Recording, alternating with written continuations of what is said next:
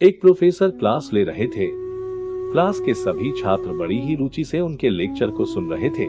उनके पूछे गए सवालों के जवाब दे रहे थे। लेकिन उन छात्रों के बीच कक्षा में एक छात्र ऐसा भी था जो चुपचाप और गुमसुम बैठा हुआ था। प्रोफेसर ने पहले ही दिन उस छात्र को नोटिस कर लिया, लेकिन कुछ नहीं बोले।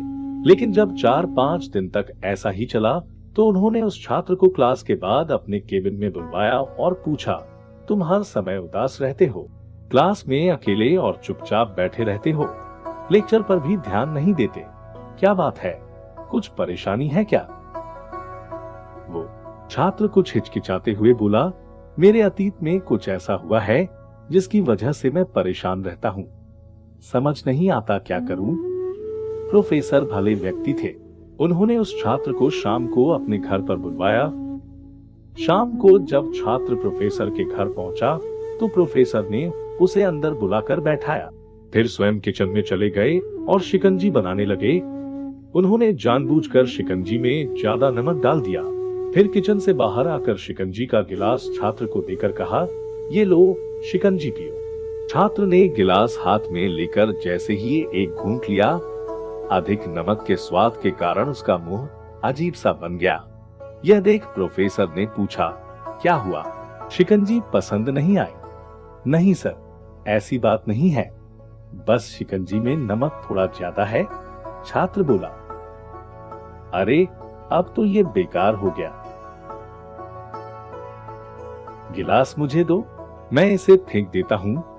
प्रोफेसर ने छात्र से गिलास लेने के लिए अपना हाथ बढ़ाया, लेकिन छात्र ने मना करते हुए कहा, नहीं सर, बस नमक ही तो ज्यादा है, थोड़ी चीनी और मिलाएंगे तो स्वाद ठीक हो जाएगा। यह बात सुन प्रोफेसर गंभीर हो गए और बोले, सही कहा तुमने, अब इसे समझ भी जाओ, ये शिकंजी तुम्हारी जिंदगी है, इसमें घुला अधिक नमक तुम्हारे अतीत के बुरे अनुभव है। जैसे नमक को शिकंजी से बाहर नहीं निकाल सकते, वैसे ही उन बुरे अनुभवों को भी जीवन से अलग नहीं कर सकते। वे बुरे अनुभव भी जीवन का हिस्सा ही हैं। लेकिन जिस तरह हम चीनी घोलकर शिकंजी का स्वाद बदल सकते हैं, वैसे ही बुरे अनुभवों को भूलने के लिए जीवन में मिठास तो घोलनी पड़ेगी ना। इसलिए मैं चाहता हूँ कि तुम अब अपने जीवन में मिठास घोलो।